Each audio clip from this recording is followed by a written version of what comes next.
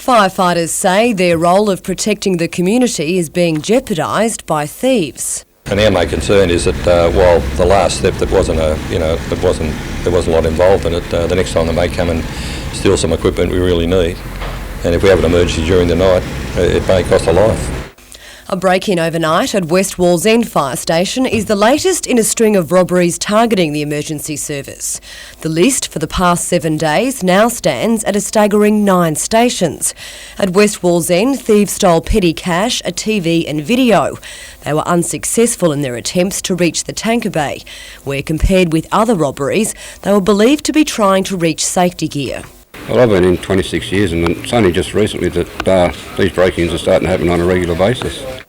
At East Maitland, firemen were faced with 2 break-and-enters over the New Year's weekend. A safe with petty cash was taken along with a rescue toolbox. Police don't yet know if they're dealing with copycat robberies or an organised crime gang. The fire service is now upgrading security. Vanessa Trezise, NBN News.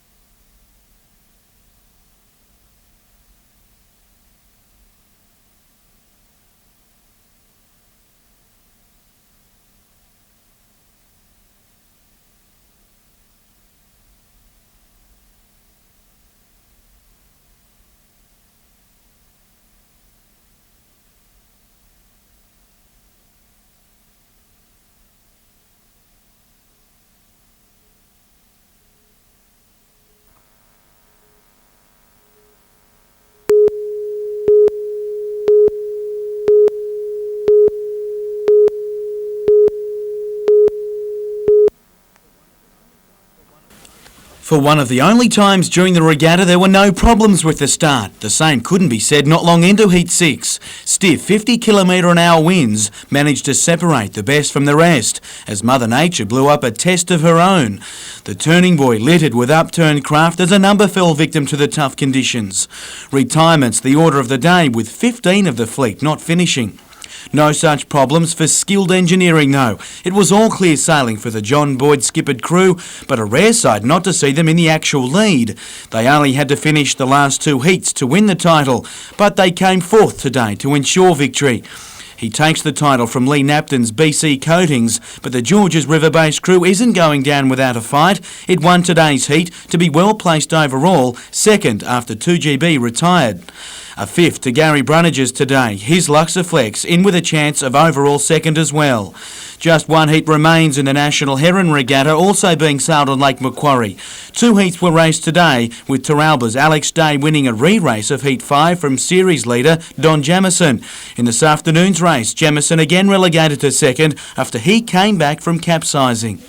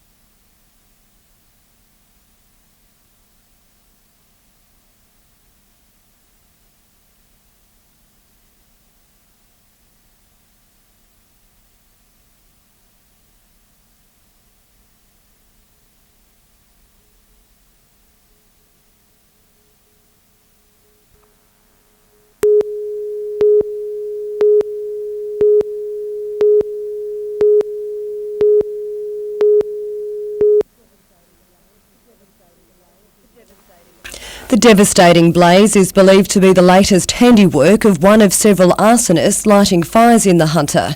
It began raging out of control from 2:30 yesterday. Strong 45-kilometre northeasterly winds fuelled the fire as it crept along crowned land off sand dunes at Anna Bay. The bushfire burning southward 13 kilometres as far as Saltash. They were holding it on some control lines. The strong winds caused the fire to jump the lines. Firefighters battled around the clock to contain the fire, dense smoke hindering their efforts. Trying to keep the smoke level down. Visibility is getting nearly zero.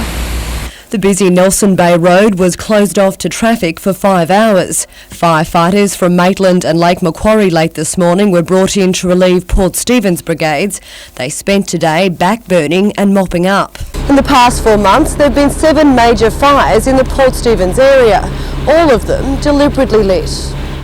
The bushland was koala and kangaroo habitat. Wildlife workers are yet to canvass the burnt-out terrain to check for casualties. Meantime, the ash fallout from the fire has covered hundreds of cars.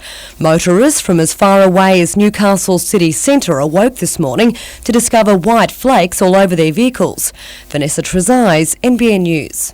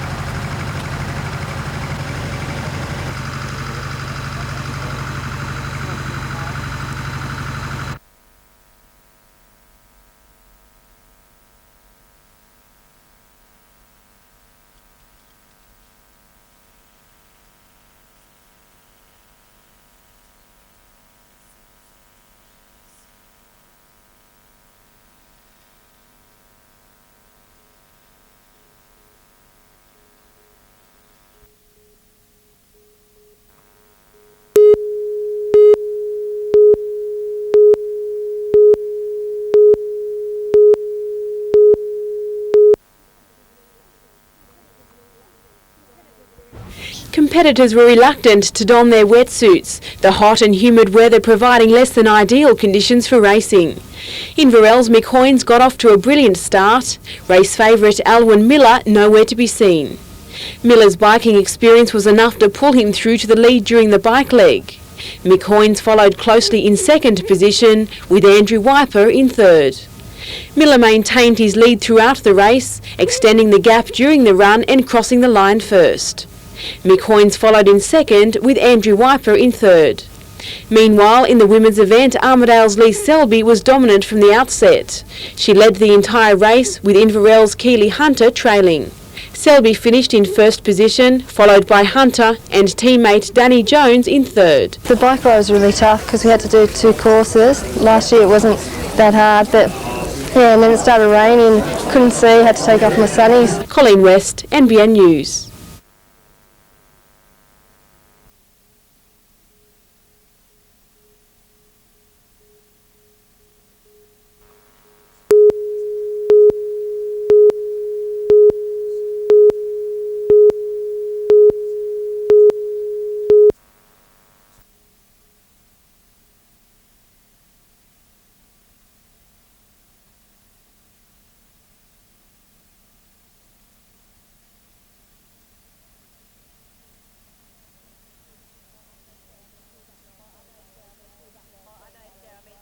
Well, I know Sarah, she was up there at Coolangatta as well, and she's definitely one to watch out for. She loves the short course racing, and Survival's going to be next up at Manly, so she's definitely going to be there again.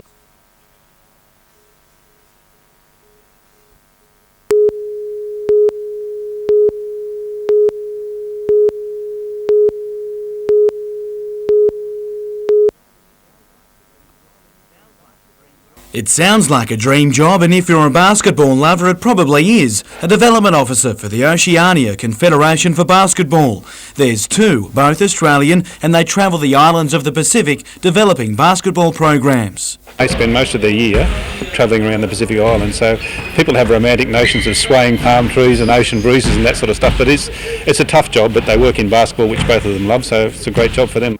The two under-22 sides training in Newcastle this week are the fruits of their labour, with the Oceania All-Stars about to get their first taste of international action in the Sydney Olympic Youth Festival. They think they're pretty good. We've warned them that they're not as good as they think they are, and this will be a bit of a reality check, but hopefully also a stimulus for them to go back home and work hard on their game. Because it's our idea that these players will be the future national representatives of their country. As you can tell, the teams aren't expected to beat the likes of Australian and New Zealand provincial sides, but that's not the point. Simply to give their players a taste of how to match them. We will be really very interested to see how well they work with their coaches, how well they react to playing with the best basketballers from the other countries of the Pacific, and really develop as players. So that's our measure of performance. The championship starts in Sydney on Wednesday. Jim Callanan, NBN News.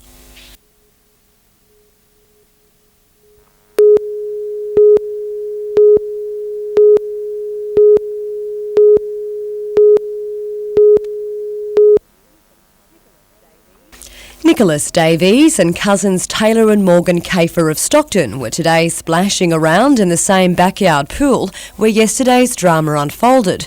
Their grandfather, Kevin Kafer, is a former Newcastle solicitor who now has minimal use of his legs and suffers from Parkinson's disease. The 70-year-old normally swims as therapy with a flotation device, but yesterday when son Peter, who usually supervises, ducked out for a few minutes, Kevin went for a dip. I was playing with them and I heard him yelling out my name and I ran out here. Kevin was underwater. I grabbed one arm and those two grabbed the other, and then he got hold of the edge and then we gave him his flotation. I looked out the window and I saw him drowning, and Nicholas came out and then Taylor came out, then I came and we got the needle and gave it to him. Very brave thing for them to do, especially Nicky, because Nicky's the only one with strength enough to pull me around. If they hadn't acted quickly, Dad would have been dead. There's no two ways about it. The amazing rescue has again highlighted the push to ensure all children can swim. Kevin lives with his son's family and is much loved by all 12 grandkids. I just wanted to help him, no matter what. Vanessa Trezise, NBN News.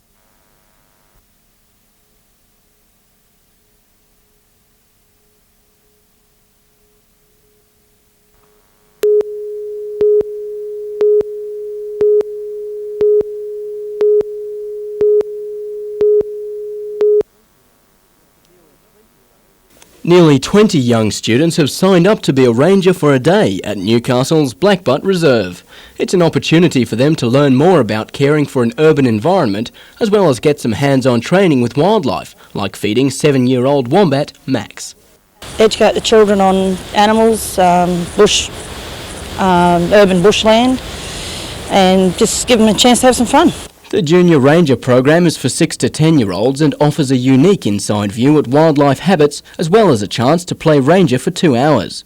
In fact, some of the young enthusiasts even hope to return to the reserve when they're older to volunteer their services as a ranger. I think it gives them an opportunity to test their skills with animals and birds, and whether they really are interested in that field of work. Adam Harper, NBN News.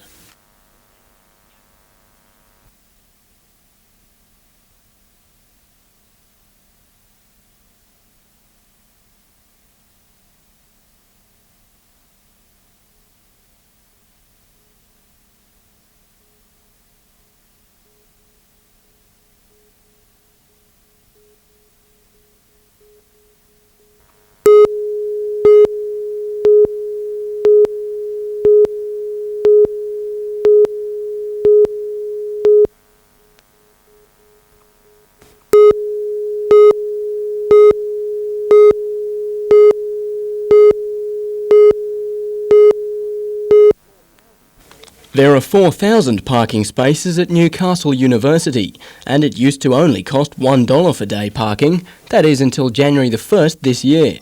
Day passes now cost $1.50, while semester and annual passes have been hiked up by around 6% as well. Funds generated by this are used for the maintenance of existing facilities, the construction of new facilities. Student Union President Matthew Thompson says that there's bound to be a few unhappy campers. Well, there'll be a lot of road rage, with people furious as ever about parking being inconvenienced. However, Mr Foster defends the price increase, saying it's worthwhile. He says that since motor vehicle entry fees were introduced to the university in 1998, enough money has been saved to build a $3.5 million car park. It's a policy of the university to convert much of the on-ground car parking into multi-level so that we can get back some of the ground that's otherwise just being used for car parking. Even still, Mr Thompson says that money should be spent elsewhere. It's an educational institution, so why not have the focus on what people are going to come out with rather than how easy it is to get there? Adam Harper, NBN News.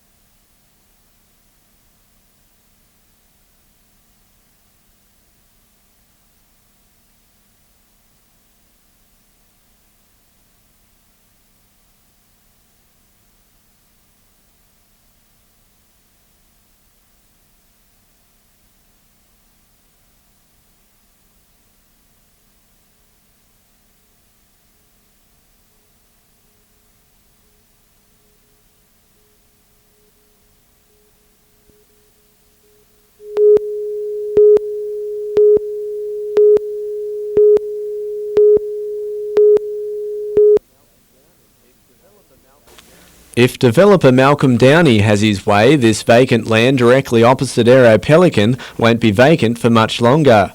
Instead, the majority of the 4.2 hectares will be taken up by Paris by the Sea, comprising a 4-star, 7-storey motel, a tavern and backpackers hostel, apartments, a themed garden and recreational facilities like mini-golf and a skate park. Perfect site next to an international golf course, which is recognised now as an international golf course, opposite an airport and near the beach. The skate park itself is being billed as the world's biggest. At more than a hectare, it'll come with security and a price tag. The ones that you see that the council tries to give to the facilities, no one wants them next door to them.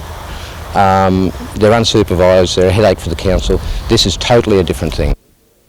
But some residents and council have initial concerns. Well, being so close to the coast and there is wetlands there are obvious environmental concerns there that certainly will need to be addressed. Plans for the development are on public display until the 5th of February.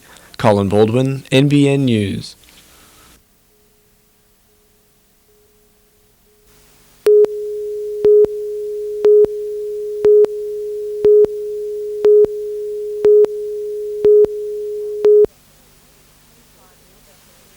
The prime mover had been repainted and the number plate altered with a special black glue. Hidden inside, police say, were 1.14 kilograms of amphetamines with a street value of $40,000.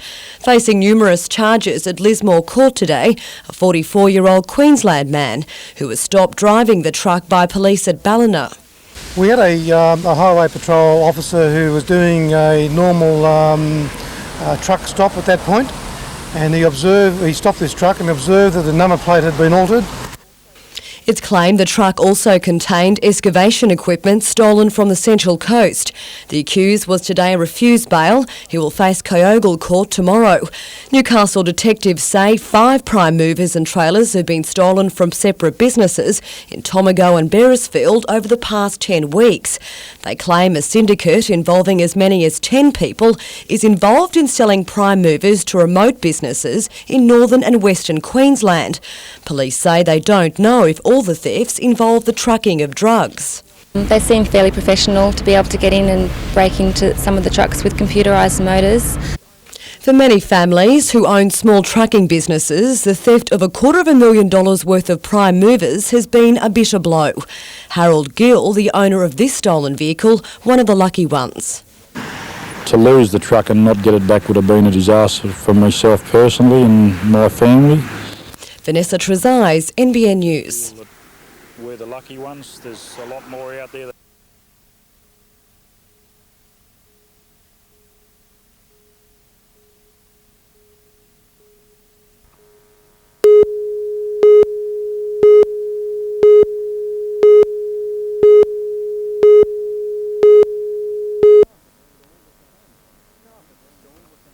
Staff at the store were stunned when a young man wearing a black balaclava walked in and threatened them with a pistol. He then demanded the day's takings in cash, grabbing a small amount of money before he fled the scene. The description we've got at the moment is he's about 177 metres tall. He is fair complexion, medium build.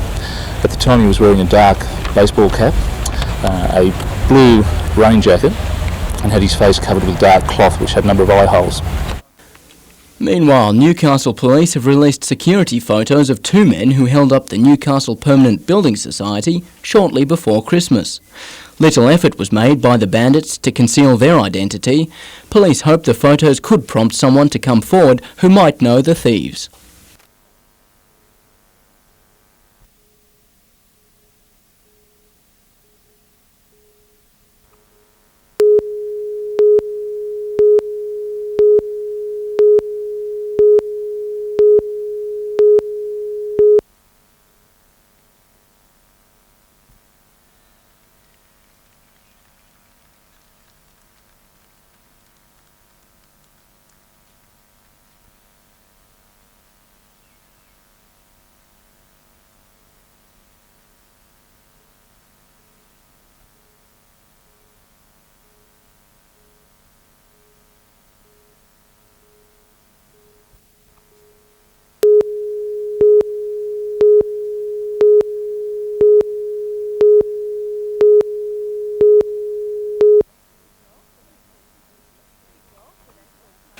Kicking off the National Party's election campaign in one of the country's most marginal seats, Acting Prime Minister John Anderson was this morning touring Newcastle Airport with Paterson candidate Ian Shaw.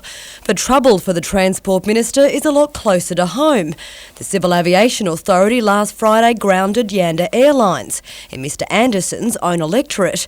The airline lost its licence after a mid-air safety breach. Towns including Scone, Singleton, Gunnedah, Maitland and Coonabarabran have been left in the lurch. The local communities we serve no longer have an air service, so if somebody's going to Sydney for medical treatment, they catch the train or the bus or whatever's available. The situation could jeopardise Bush votes for the Nationals, who today announced they were taking action. We are working through my department to try and source alternative service providers for those people who have been affected, and we'll do everything we can. Unfortunately for him and for the people there, the ravages of the rules and the regulations and their application over the years have meant that there's very few operators left and even fewer that actually want to go and do something new. Vanessa Trezise, NBN News.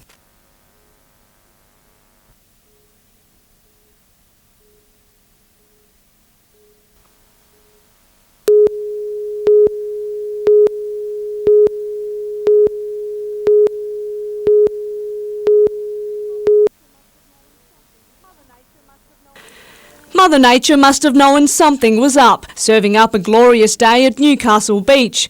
This morning, the honour roll for the Surfest invite was announced, unquestionably a unique event which draws past and present champions and the entire surfing community. Last year, thousands of fans couldn't resist the spectacle of 12 of the best in the water, and invitations were sent out to the same surfers to return in 2001. Hopefully we might get 6 to 8 back. They're all back within 24 hours, all saying they'd come. So it just shows the respect they all have for Mark. It's a long and impressive list. Tom Carroll, Barton Lynch, Kelly Slater and Mark Ocalupo, just a few who'll be back. The newcomers, current world surfing champ Sonny Garcia and world masters champion Michael Ho. Some of the guys are still competing, some are married with kids, you know, they've got business things they're doing, so it's kind of it's something that they've got to really organise the time. Surfest is still a world qualifying event with a handy prize purse. Yeah, we're putting $100,000 into Surfest, and we'll get our return back tenfold. Surfest runs for 2 weeks, culminating in the Legends Invite on the 1st of April. Until then, for Mark Richards. Serious training. I'm hoping not for a kook day. Catherine Turner, NBN News.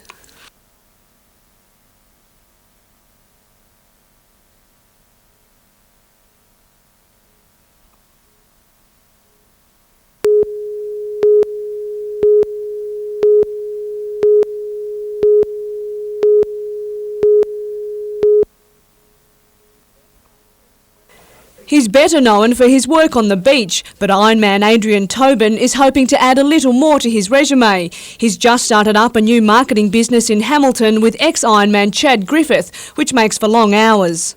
My days are 4:30 till 7 at night now, 4:30 in the morning till 7 at night, so they're long days, and starting to look forward to the end of the season just so I can just concentrate on the business because it needs that extra little bit of effort to get it off the ground. This Sunday, though, there'll be no office politics involved, just sheer determination to cross the line first for round 3 of the Nutrigrain Ironman series at Surfers Paradise. The 22-year-old came in 8th in the last round after a mistake at the start of the ski leg proved too costly. Adrian's pulled back on his training a little after being told he was going too hard. Doing a little bit of socialising over the Christmas period, so I had to enjoy that as well, and I think I'm feeling a little bit more laid back than I was last time.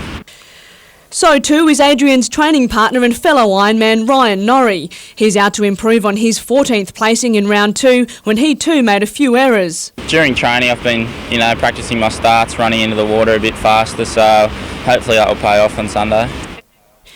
At just 18, Ryan has been on a steep learning curve. A few younger 18s and then they sort of jump to 24, 25, so yeah, it's good fun racing the older guys and you'll learn a lot off them.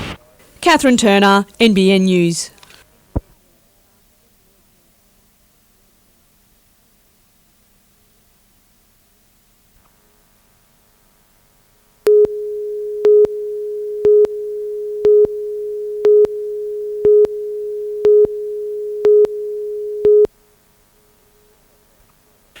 For a small operation like the Newcastle Sport Parachute Club, it was a rude New Year shock to come back after a week away to find the Moores Lane hangar at Elderslie had been raided. An even bigger surprise is what the bandits were interested in, the robbers gaining access to the hangar by smashing through a rear window and then making straight for a padlocked chest containing tandem and single parachute sets. They stole our student equipment and also our tandem equipment as well. What's that valued at? In excess of $50,000. The bandits made no attempt to jimmy open a money tin at the bar, nor did they try and break into the office where the computers are, and surprisingly walked straight past a big screen TV and video. The parachutes won't be easy to dispose of either. They're by no means a big ticket item at pawnbrokers, and with serial numbers on each one will be readily identifiable. Most people in Australia that skydive know each other. And by Monday, most clubs and organisations in Australia will know that the equipment's been missing and they can keep an eye out for it if it turns up somewhere then. Matt Carden, NBN News.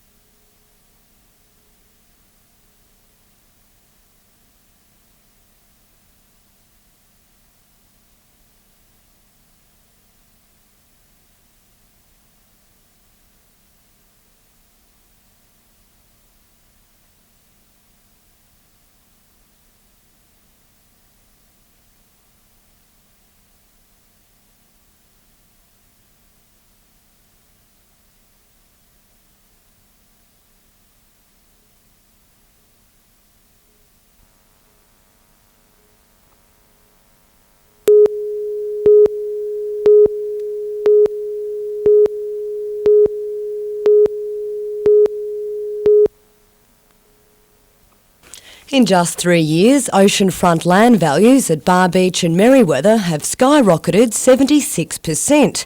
Pensioner and widow Janet Clifford paid £850 for her Merewether home in 1946. The land is now valued at $290,000. Her yearly rate bill around $1,400. I'm really upset about it because, as you see, my house is old, but I still have to pay the same as people with newer houses. Pam and Max Mitchell worked for years to pay off their Helen Street home. Their land is valued at $319,000 and last year paid an annual rates bill of more than $2,500. We've lived here for 45 years or 46 years. And it's just got the situation we might be in. If they rate us on the same rate as last year, we'll end up having to probably sell the house or shift to another suburb. Lord Mayor John Tate yesterday called for a 20% base rate system to be introduced, ensuring Newcastle falls into line with other councils. Those campaigning for the base rate charge say it means the burden of rates is spread more evenly across all suburbs. The last time the issue was raised, it was voted down by the Labor caucus and Citizens Group councillor Yvonne Piddington. It's such a difficult situation because no matter which way you go, there are going to be winners and there are going to be losers. Vanessa Trezise, NBN News.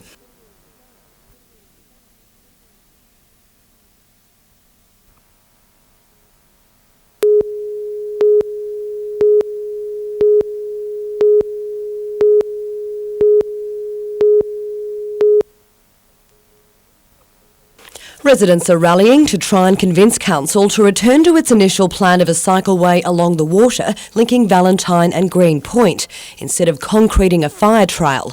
Many angered after reading a council study. Basically said that people in wheelchairs couldn't use it, unfit people, elderly, children couldn't use it. The Mayor taking action. The result is that we're going to add another 4 or 5 people to our Green Point committee and try and come up with an alternative route that's perhaps more user-friendly.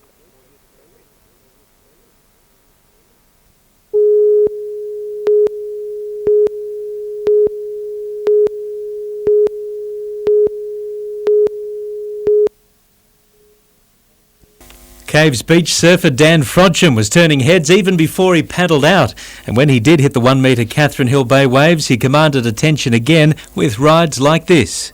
Just sort of wedged back up on the inside and just ran along the whole way, so felt like 5 turns in, which is pretty good for out there. Normally you only get like 2 or 3 turns. So.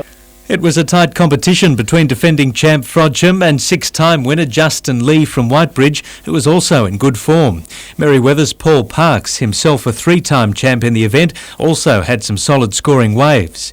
In the women's final, last year's winner Tani Horridham had the moves to impress the judges, pulling off several stylish rides. It was the Tani, Talia and Tyler show, with Carly Scott displaying the best dismounts. Current Catho board riders champ Talia Anderson made the most of the small conditions, but it was Horridham that was happiest with her day at the beach. It's always great to win the Catho Classic. I'm a local board rider down here, so yeah, it's a good feeling.